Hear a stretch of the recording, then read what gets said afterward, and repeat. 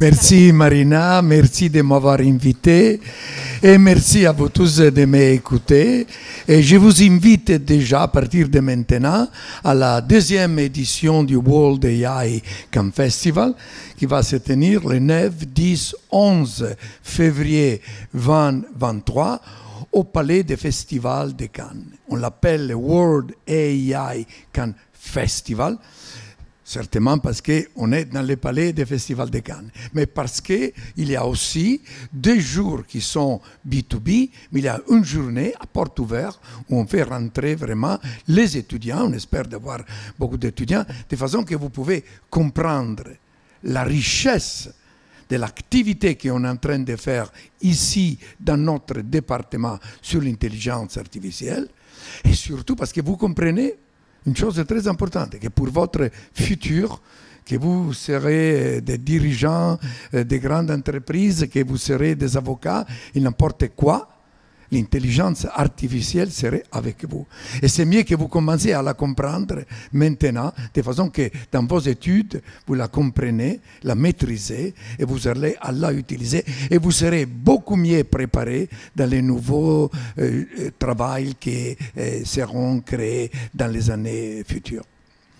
Marina m'a demandé de parler un petit peu de moi, mais ce que je voudrais faire, plus que parler de moi, c'est de vous parler de ce qu'on est en train de faire maintenant dans notre département. Parce que je pense qu'il y a quelque chose de très important. Mais pour commencer, j'ai écrit un livre qui dit « Marco Landi de la Toscane ». Je suis d'un petit village à côté de Sienne, une ville magnifique, j'espère que vous allez la voir, vous serez vraiment avec un grand plaisir de connaître un endroit magique.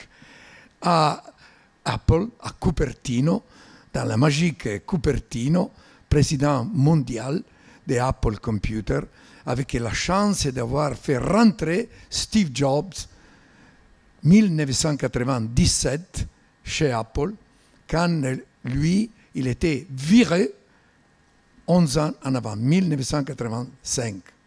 Alors imaginez-vous, qu'est-ce qu'il signifie avoir rencontré Steve Jobs, avoir eu la possibilité, pas seulement de travailler avec lui, mais de l'avoir fait rentrer chez Apple. Et là, je voudrais vous poser une question. J'ai un livre, je voudrais faire un petit cadeau à qui va me répondre le plus vite à une question. Quelle année Steve Jobs a introduit dans les marchés l'iPod? Non. Non. Non. 2001? Bravo, oui, c'est exactement ça. Alors, c'est à mesdemoiselles qu'on va donner ce livre, parce que, venez, que je vais vous le donner personnellement, parce que après je vous explique pourquoi je parle de 2001, que c'est une date. Merci d'avoir répondu. J'espère qu'en les lisant, vous serez un peu aussi plus attiré par l'intelligence artificielle. Pourquoi j'ai cité cette année, 2001? Parce que quand Steve Jobs est rentré, la situation d'Apple était encore dans un désastre. Je me rappelle quand j'étais seulement président d'Apple Computer en Europe, on perdait 300 millions de dollars par année. J'ai dû me mettre beaucoup en activité, mais j'ai eu la chance ou la capacité de porter, après 12 mois, Apple Europe à 100 millions de profits. C'est la raison pour laquelle j'ai écrit un livre, parce que ça a étudié qu'est-ce qu'on a fait en 12 mois pour passer de 300 millions de pertes à 100 millions de profits. Après, je suis été appelé à devenir président mondial à Cupertino, et c'est là qu'a commencé tout un autre type d'aventure.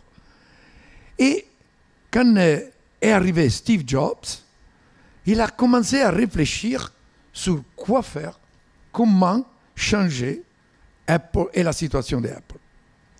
Vous devez savoir que quand lui il est parti, quand ils l'ont viré, et c'est terrible, imaginez-vous que c'est lui qui l'avait créé Apple. C'était sa boîte, c'était sa vie. Ils l'ont viré. Le conseil d'administration, comme vous savez, est dominant, peut prendre les décisions qu'il veut.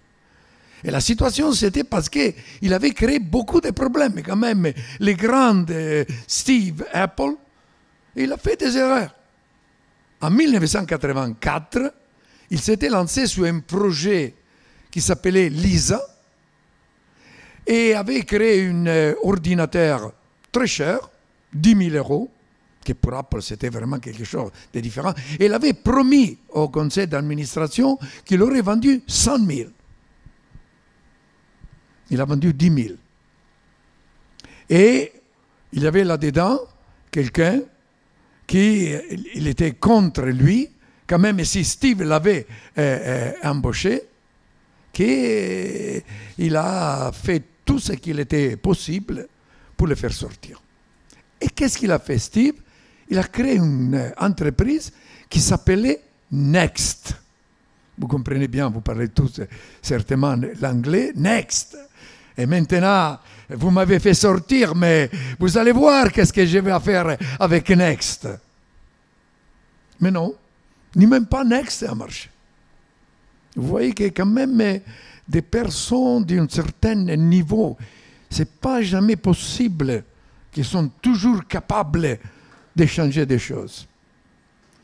Next, c'était un ordinateur que Steve avait commencé à vendre sur les marchés, mais il n'avait pas bien marché. Il avait dû fermer l'activité marketing, l'activité vente, l'activité production. Il avait perdu beaucoup d'argent. Il lui restait un operating system. Et peut-être que le destin, il a voulu aussi que Steve rentre. Parce que quand nous, on est allé sur le marché à chercher un operating system valable, on avait trouvé avant tout un operating system qui s'appelait BOS, qui a été créé par un Français, Jean-Louis Gasset, qui était avant CTO de Apple Computer. Et c'était un très bon operating system que nous, on voulait acheter. La boîte pourrait être d'une valeur de 60-70 millions de dollars. Nous, on lui offre 200 millions. Qu'est-ce que vous aurez fait? Qu'est-ce que tu aurais fait? Tu aurais accepté. Mais vous voyez, ça c'est une chose à apprendre. Quand une fenêtre s'ouvre, prenez cette opportunité. Parce que si vous pensez, comme lui pensait, d'avoir Apple par la gorge, on lui a dû dire bye bye, merci, on ne peut pas accepter 350 millions que lui voulait. Et on est passé au deuxième. Alors imaginez-vous, le deuxième c'était NextOS. Steve Jobs rentre chez Apple par hasard ou par destin.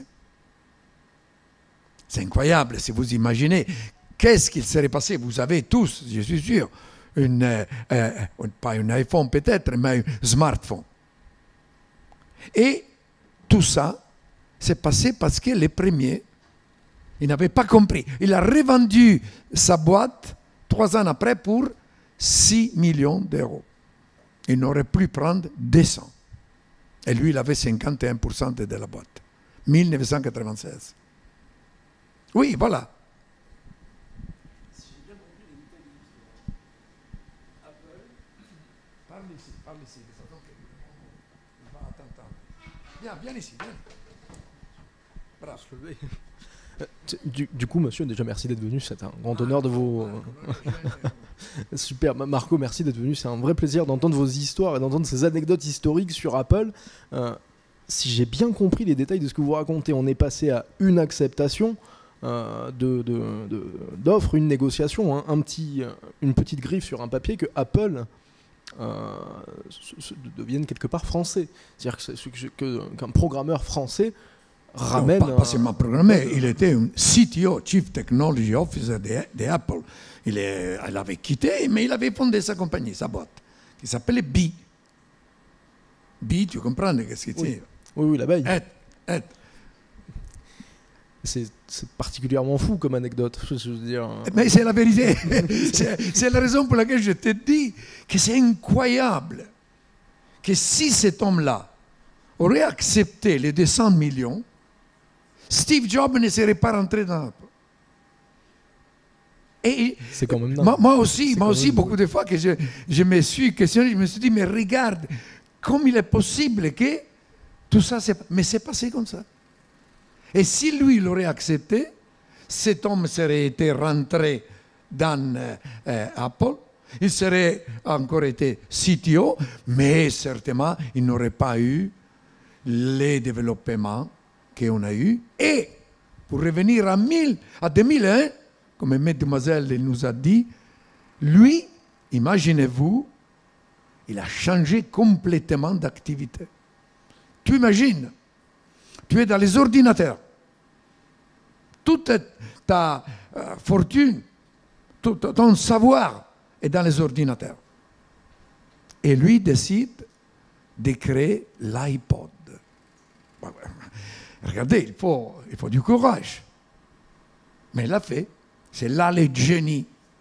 Quand il a compris qu'avec l'ordinateur, avec la puissance de Microsoft, qu'il avait déjà 90% du marché, pour lui, il ne pouvait pas continuer, il a dit, je change. J'ai fait quelque chose de différent. Et il a créé l'iPod.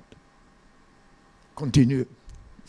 Du coup, selon vous, le génie, j'en profite, je m'improvise intervieweur. Oui, ça doit être beaucoup plus interactive. C'est très drôle. Du coup, selon vous, le génie, c'est un mélange d'opportunité et d'audace, quelque part. Est-ce qu'il faut avoir un moment le culot de tout foutre en l'air et partir sur quelque chose de complètement différent, quitte à prendre des risques? Comment tu t'appelles? Moi, c'est Léo. Enchanté. Léo, tu as bien défini. Il faut de l'audace. Imagine-toi, Steve qui est dans une boîte qui fait des ordinateurs et il est capable de convaincre le conseil d'administration que c'était les mêmes qui l'avaient chassé, pas tous, mais la plus grande partie, de dire maintenant on va dans un marché qui est l'iPod. Écoute, il faut de l'audace. Mais il faut avoir aussi une autre chose. C'est la capacité de comprendre que quelque chose que tu vas y mettre dans les marchés, il va avoir une acceptation très forte. Qu'est-ce qu'il y avait avant les iPods dans les marchés qui dominaient le monde de la musique? Si je ne m'abuse, c'était le MP3. C'était le Walkman. Non, le Walkman avant, bien avant. C'était cette machine que Sony avait créée. Vous êtes trop jeune pour vous rappeler de ça, mais c'était très lourd. Vous devez mettre une cassette. Si, le coup du crayon dans les... C'était... J'ai des parents qui m'ont appris ça.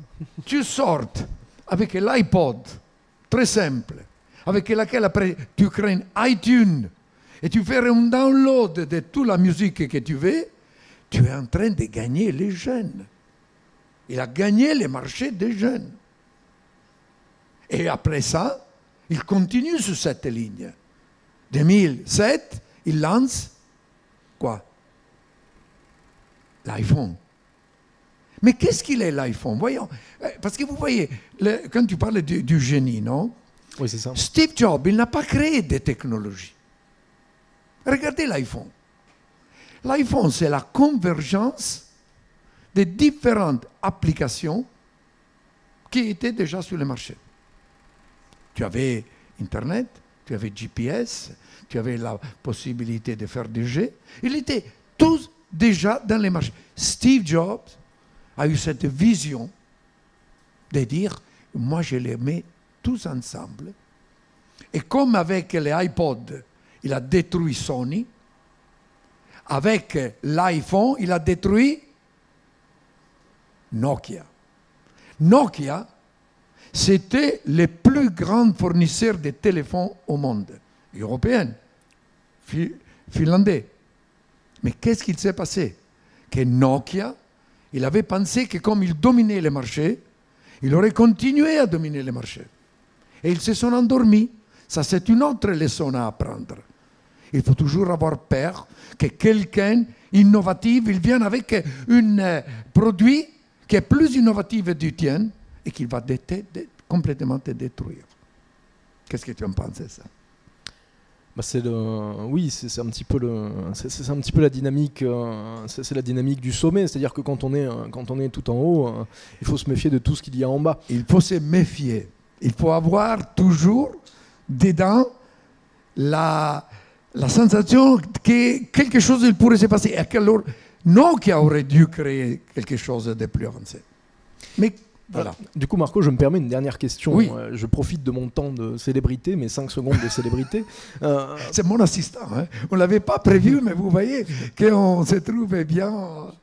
C'est toujours un plaisir d'occuper ce genre de fonction à l'improviste. Du coup, je me permets une dernière question. Est-ce que vous pensez que le genre de mouvement, le genre d'initiative qu'a pris Steve Jobs de rassembler plusieurs disciplines qui étaient pourtant censément plusieurs fonctionnalités, là, pour être plus exact, qui étaient cloisonnées, les rassembler ensemble, est-ce que vous pensez que c'est quelque chose qui peut encore arriver? Par exemple, du coup, si on reste dans le contexte très spécifique de la faculté, est-ce que vous pensez qu'un juriste pourrait arriver et puis mais oui. lier l'IA à sa discipline et créer quelque chose de novateur? On attend de bientôt un nouveau smartphone qui viendra de Elon Musk. Vous connaissez maintenant Elon Musk, vous devez savoir qui est. Il semble qu'il est en train de créer un nouveau smartphone et tu peux être sûr qu'il ne sera pas comme celui qui a créé Steve Jobs. Parce que Elon Musk est un autre qui a vraiment des capacités de créativité phénoménales. Mais je te dis plus. Là, on parlait avant de la Chine. Je pense que le prochain Steve Jobs viendra de la Chine.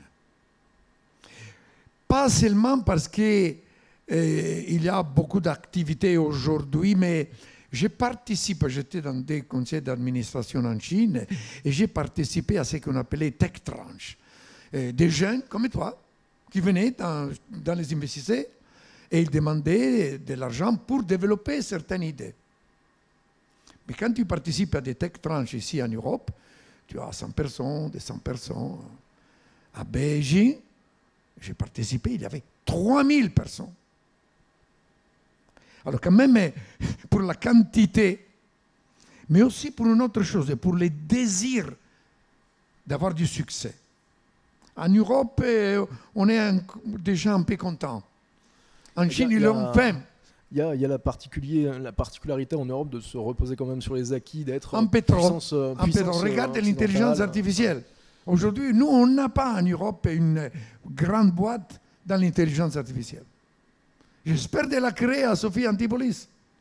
Et j'espère, à travers les vols de ICANN Festival, de montrer au monde entier ce qui sont les startups qui sont dans notre environnement.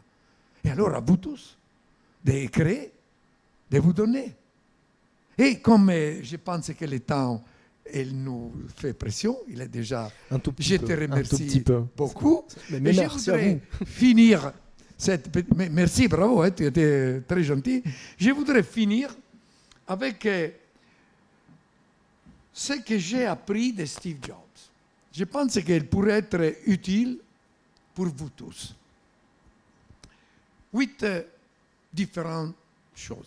La première, ayez toujours une vision claire. Qu'est-ce que vous voulez faire?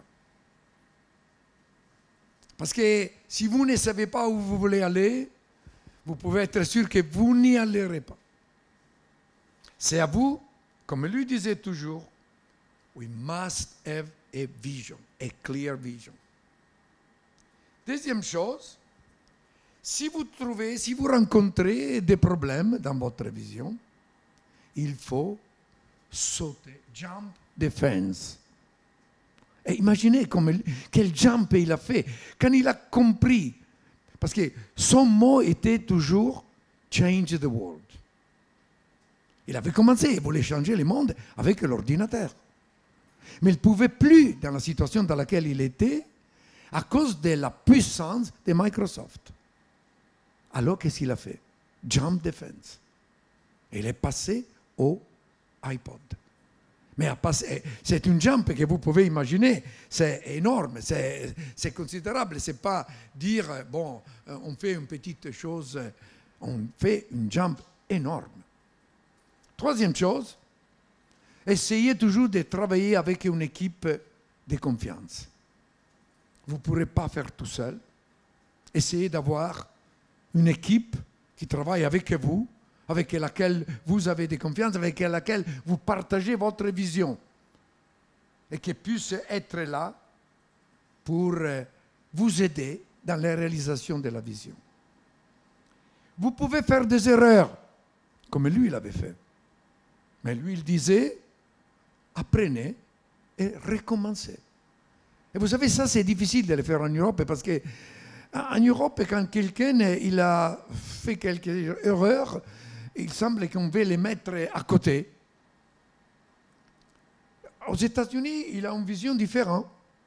On dit il a appris, il a fait des expériences. À la prochaine, il pourrait faire mieux. Et c'est ça que Steve Jobs disait. Vous pouvez faire des erreurs, mais ça, il ne fait que vous apprendre et recommencer. 5. Voyagez. Élargissez vos horizons. Et lui, il l'a fait. Il a fait aussi à ses dépenses de santé, je dirais. Vous savez que Steve a fait des voyages dans le monde entier, mais surtout en Inde. Et quand il a sorti l'iMac, les langages très simples vis-à-vis de celles qu'il avait fait Microsoft, il l'avait appris du sanskrit. Et lui, il a toujours dit, c'est merci à mes voyages, c'est merci à la connaissance que j'ai fait, et merci à l'élargissement des horizons que j'ai créé l'iMac si simple, si beau et si intuitif. Suivez toujours votre intuition. Là, c'était une chose vraiment très importante parce que, imaginez-vous, si le conseil d'administration lui disait mais non, tu vas, l'iPod, non. Son intuition, c'était le bon moment, jump the fence. Et il était capable de convaincre tout le conseil d'administration pour faire ça. Alors, vous aussi, suivez toujours votre intuition. Mais observez autour de vous. Et là où il est possible, demandez de l'aide. Lui, il disait toujours que quand il a lancé l'iPhone, avant de le lancer, il est allé chez AT&T. Vous savez, AT&T est encore une des plus grandes entreprises au monde dans les télécoms. Et il voulait comprendre le développement d'Internet, du Wi-Fi. Parce que sans ça, l'utilisation du téléphone ne serait pas si importante comme elle est devenue. Et lui aussi, il a appris. Il est allé, il a demandé. Il s'est fait aider. Mais la dernière des choses, et je vous la conseille fortement, ne cessez jamais d'être curieux. Demandez. Soyez toujours à la recherche de quelque chose en plus. Si le professeur Marina Teller vous dit quelque chose sur un certain thème, allez sur Internet, allez sur des livres, élargissez tout ça. La curiosité, c'est la chose plus importante qu'il peut vous aider dans votre déploiement, dans votre capacité de réussir et d'être des hommes et des femmes qui peuvent contribuer à l'amélioration de notre monde. Et on en si tant besoin. Soyez toujours curieux, mais aussi désireux d'amener votre contribution à l'amélioration de notre monde. Merci.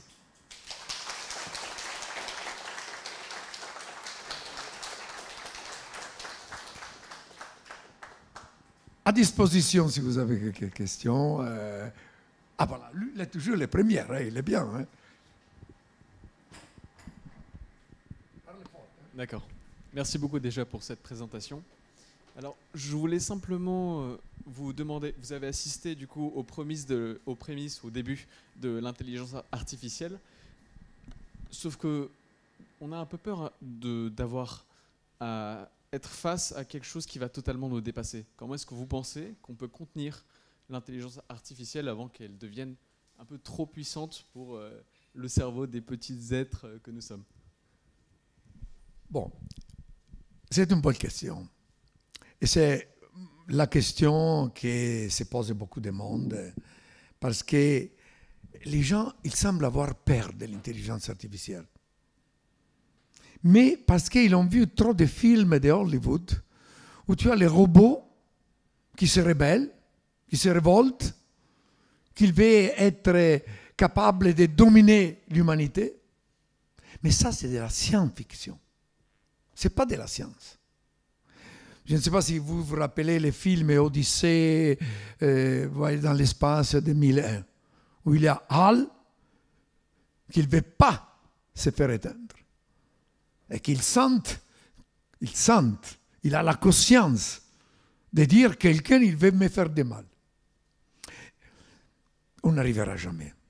Quand même, aujourd'hui, on parle d'intelligence artificielle faible. On parle demain avec les quantum computers d'une intelligence forte. Mais qu'une machine, un robot, puisse avoir de la conscience est impossible. Parce que la conscience, ce n'est pas l'intelligence. La conscience est de nous, c'est tu peux marcher, tu peux agir, tu peux créer de nouvelles idées. La machine ne fera pas ça. Alors, ce que je suggère, et ce qu'on est en train de faire, par exemple, à la maison de l'intelligence artificielle, à partir des jeunes des collèges, de lui faire comprendre qu'est-ce que c'est l'intelligence artificielle. Vous savez, une des grandes erreurs qu'on a fait, c'est de l'appeler intelligence artificielle. Quand j'étais patron de Texas Instruments, et j'avais la possibilité d'aller dans les grands centres de recherche à Austin, Houston, Dallas, et j'étais très curieux. Et je voulais demander qu'est-ce qu'il était, les nouvelles choses qui sortaient.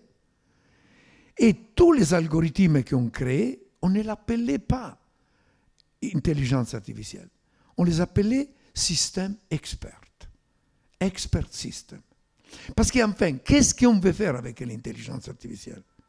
Nous, on veut comprendre comment il agit notre cerveau, comment nous raisonnons, et mettre cette capacité dans des machines. Mais c'est limité à ça. Que la machine soit capable de créer, et on n'arrivera jamais. Alors, essayons de la comprendre, de la maîtriser et de la mettre au service de l'humanité. Ça, c'est ce qu'il faut. C'est comme au service des docteurs, au service de vous qui allez faire du droit, au service de l'activité humaine, mais pensez, je ne sais pas si vous avez vu sur LinkedIn récemment, un chercheur de Google a dit j'ai créé une machine, un algorithme sentiente. Il n'a pas eu le courage de dire consciente. Il a dit sentiente. Après, je ne comprends même pas bien qu'est-ce qu'il signifie sentiente.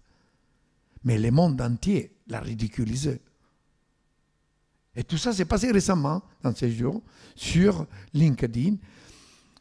L'intelligence artificielle est quelque chose qui doit nous servir, il faut la comprendre, il faut la maîtriser, mais ne pas avoir peur. Ce ne sera pas l'intelligence.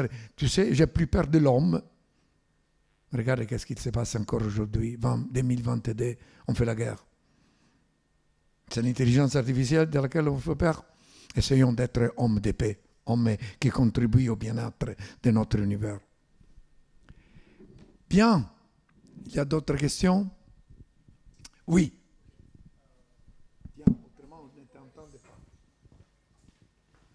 Mon assistant, s'il vous plaît, utilisez ça, on va le mettre au service. Bien sûr. Merci beaucoup. Du coup, merci également pour votre présentation. Moi, j'avais une question.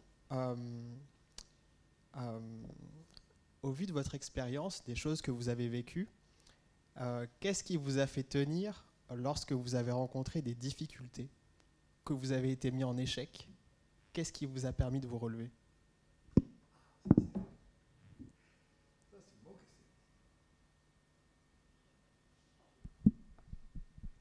Tu sais, dans la vie, tu trouveras toujours des problèmes. C'est pas possible que tu peux imaginer une vie qui soit tranquille. Moi, j'ai eu une image qui m'a toujours donné ma mère, qui me disait, Marco, la vie, c'est comme un fleuve qui va courir. Et il faut que tu trouves dans ce fleuve des endroits où tu t'accroches. La famille, la première des choses. Parce que si tu as une belle famille, et tu dois contribuer à créer la belle famille, tu peux compter sur le support de la famille. Parce que les moments, je suppose que tu es licencié, ça c'est pas passé pour moi heureusement, mais que tu es licencié, tu as des problèmes. Le support de la famille aide. Deuxième chose, si tu as des problèmes de santé qui empêchent la possibilité de continuer ton activité, la famille. La deuxième chose, tes valeurs, l'honnêteté, être là toujours à dire je cherche d'aider les autres. Je ne suis pas là pour faire ça dans ma carrière parce que tu vas les payer. Avant, tu vas les payer. Il faut que tu sois correct avec les autres et que ça, il fait partie de tes valeurs. Moi, j'ai toujours pensé que ça, c'était ma force. Respect des autres. Et aussi, je tenais qu'ils me respectaient. Et ils me l'ont toujours fait. Alors, dans les difficultés, moi, je pense qu'il y a quelque chose à l'intérieur de toi que tu dois trouver, parce que tu dois faire confiance à toi-même. Mais tu dois trouver autour de toi la famille, les amis, les gens avec lesquels tu as de confiance, la possibilité de surpasser ces difficultés. C'est seulement à travers toi-même, la confiance que tu peux avoir, que tu dois avoir sur toi-même, de pouvoir surpasser les problématiques que tu vas rencontrer. Ça, c'est mon expérience. Après, d'autres pourraient te donner une autre type de réponse. Merci beaucoup. Plaisir. Bon, écoutez, c'était un plaisir. J'espère que vous amènerez avec vous quelque chose de Steve Jobs, mais surtout, ma recommandation, soyez des hommes et des femmes de paix et de progrès pour contribuer à notre environnement. Merci à vous tous.